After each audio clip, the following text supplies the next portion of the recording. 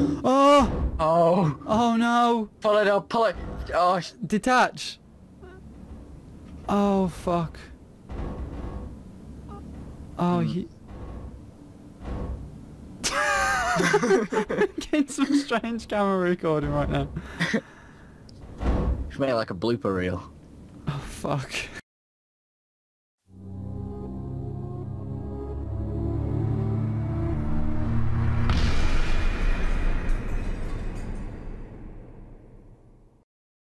Hello there guys, my name is Joe Gimpy Dwarf and welcome back to another episode of Space Engineers. So, I've gone a little bit off the beaten track today and I've been working on, ever since I did the Last Days on Mars lander, I've thought, what if we were to have planets in Space Engineers?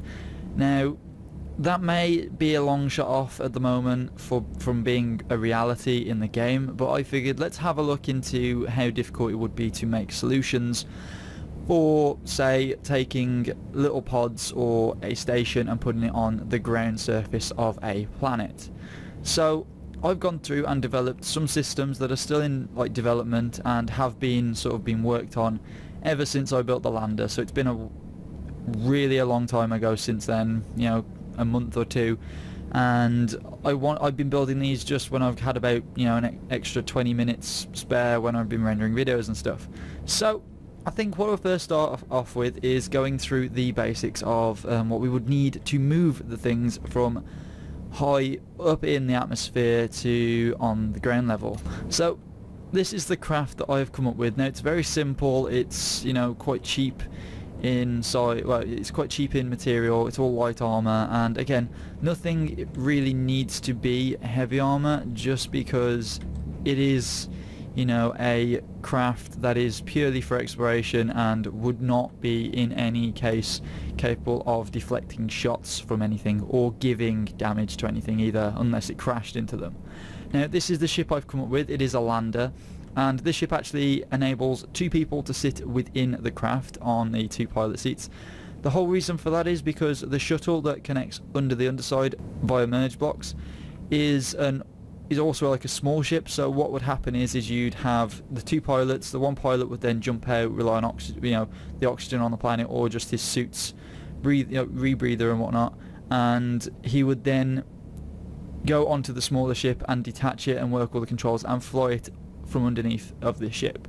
So the whole idea of this ship is to raise up, and it can go half height or full height, and what it's meant to do is it is meant to raise up, allow a ship to come underneath it, link up, and then bring the legs back up and fly off. And that's the whole sort of way I wanted to go about this. I wanted to use merge blocks because they allow a lot of controllability within, you know, the 2 ships connecting, rather than having connectors, which are as well buggy as hell currently. So I think it's a decent design. It splays out at the front because of course the engines on the back would damage each other and all this gubbins, and I think it's a good design. I generally think it's a really nice design. You can connect up 1 full ship along this or 2 smaller ships. It just means you have a little bit more to move if you have it as 2 ships, or you could have it as a single ship that splits off into 2 ships via a merge block, which I have tried. Gets a little complicated, and I figured out a different way to do it anyway. So this is the sort of lander which I think would work pretty well. It's got enough power to sort of get it out of the atmosphere, I would say. It uses the not the azimuth, it does use a combination of the azimuth and the sage thrusters, which is quite nice. It also has some nice little features on the side, so if you wanted to access the internals of the ship, you press a button and it opens up these, which allow you to go into cargo containers, in which you can either tweak with the ship settings or just, you know, store things in there for personal use or whatnot. So we'll drop that back down and it bounces around a little bit. And the next thing we've got is, I figured, well, how would you go about moving around the planet once you're there, and what if the gravity isn't, say, the best? Well, this is what I've come up with. It's a 2-pod design. Now these are both reactor and power cell, well, battery powered items, and what they do is these hybrids are just personnel carriers. So you have, like, you know, well, I say personnel carriers, but I mean single personnel carriers. So these would be designed for personal use of an operator, and this would be theirs, and they can ride it around and whip it around, and they are pretty good.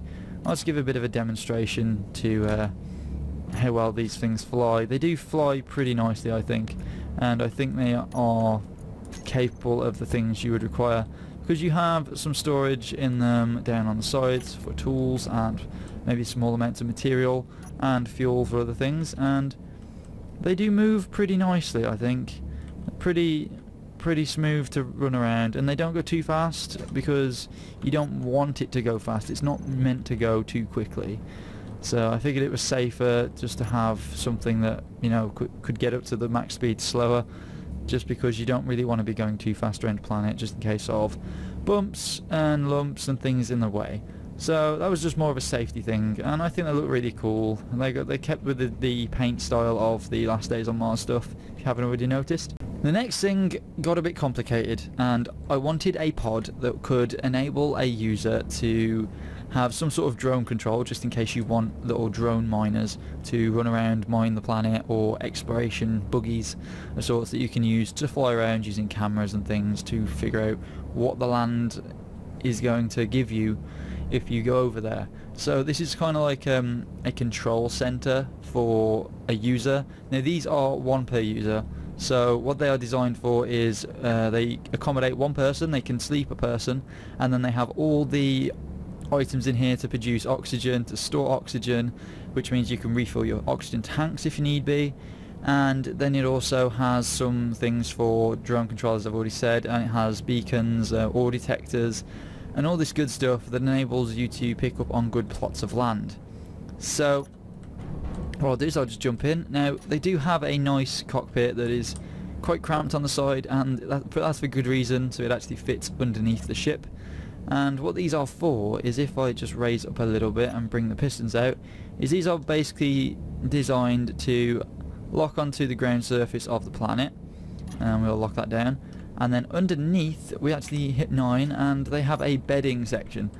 Now this bedding section just lifts up inside the ship, which I love. This is like my favourite thing about these, because you reverse the piston, and what happens is you get raised into this section here, and this is just like your area where you can just lie and maybe control a few things, and, you know, just remain safe while doing your operations.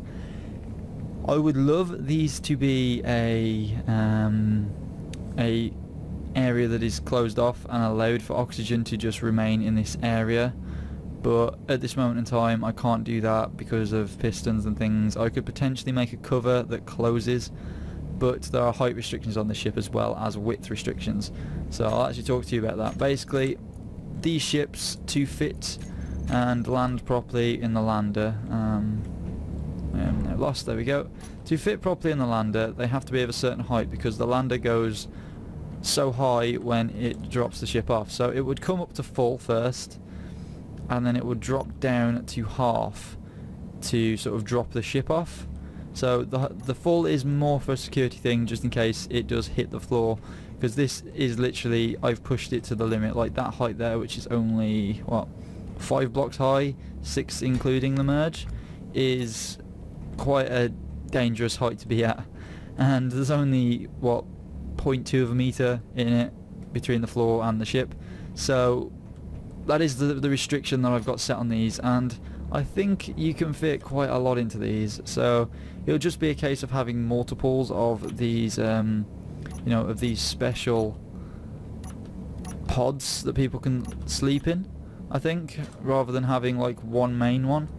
So that'd be kind of cool, in all fairness. Now these do have lights, and they also have a little area for you to open up the front, and if you open up the front you've got some control areas as well here. You also have some containers which enable you to drop things in, and they go into the system where there is larger storage. So I think they work pretty well as a survival pod. And again, just to show you, they do have oxygen ore detectors, oxygen generators, and a tank. That should sustain someone for quite some time, and with the storage you do have in these, you should be able to store a lot of ice in there as well, which would generate oxygen, of course. So that is that one, I think. If I just bring this back to its original position, and just unlock and bring these up, and bring that one up as well. There we go, and it all tucks away really nicely and tidily, and it's like, you know, you wouldn't know that's there until you actually began to use it. So Next problem I faced was healing your crew in case, in case they take damage from a fall or something like that, and also regenerating power on the station, because if you were to have a reactor driven system, it would be very unusable on the ground surface where you don't know what fuel is down there in terms of coal and things like that and uranium. So to give this a little bit more, basically the innards of this ship are all batteries, and you've also got 2 of these solar panels which you would hopefully put in the right direction to gain sunlight. Now unfortunately these don't rotor out at the moment. I would wish to make them rotor out so you can get maximum coverage, but at the moment it doesn't work like that, and I'm still struggling to figure out with the ship's dimensions how the hell I can do that. It may just be a case of just converting the whole top section to have solar panels and make it look ugly as hell. So on the side we incorporated a new mod, and these are for the micro first aid stations on small ships. Now these open up, and these would have covers on purely for protective purposes while in transit down onto the planet, which is I think a nice idea, just to make sure they get down there safely, because this is a crucial pod for anyone that has taken damage while moving stuff or moving down onto the surface of the planet. So we can use these. They are turned off currently, so we can't use them, just to save power. And if we close that, they took away nicely, and you don't really know the wiser unless you know the ship. We do have some LCD panels. I believe we've only got the one.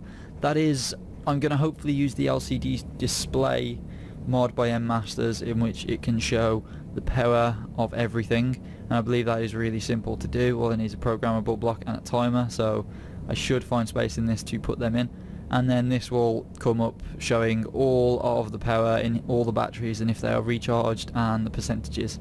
So that'll be really, really cool. It'll give a nice quick view of what is going on with this little ship. So that is the majority of the things, I think.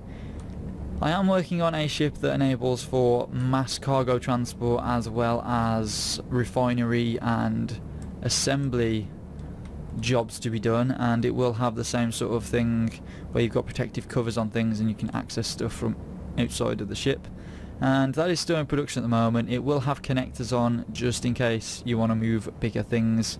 So I think these are going well. I'll just come down here and show you how you'd really use them. I am going to overlay some footage which will show it in a better light, but the whole idea is you'd have the power pod on top, like attached via the merge block that's underneath it. You'd have the power pod attached to the general station, and this would be generating power. It's only on 1 bar at the moment because you'd have to alter the orientation of the station. It's a bit awkward at the moment with the way they're placed. I may change that, probably, definitely. And you still have to fly to get certain things, and again on a planet it's a bit more harder to do if it has gravity, but I'm hoping to try and figure out some solutions by having ladders and things. But overall I think this is what I'm trying to go with, just something that you can like plonk on like Lego blocks, and hopefully you'd be able to live and sustain yourself with all this on a planet, of course if you've got all the right materials. So I think that's it for today, guys. I hope you guys have enjoyed this. I know it's been a little bit different. The link won't be on the workshop yet. If I get to a point where I'm happy for these to go out onto the workshop in the next week or two, I will. And I'm really going to try and push to make some really cool things from this. But alongside this I am building some new stuff for the fleet commanders as well as the alien stuff. So there's a lot of things being built at the moment, as well as trying to deal with real life. So please just take that into account if you are, say, getting a little impatient about builds not coming out. And if you have any questions and have any suggestions, I'll take anything on and see what you guys come up with. Any idea is a good idea, and until it's proven that it doesn't work. So just share anything. And I really do thank you guys for subscribing. We're almost on 9,000 now, and it's absolutely crazy. So I'd like to thank you guys for that, and thank you for watching. And if you have enjoyed, please like, favorite, and of course subscribe for more, and I'll see you guys later. Peace.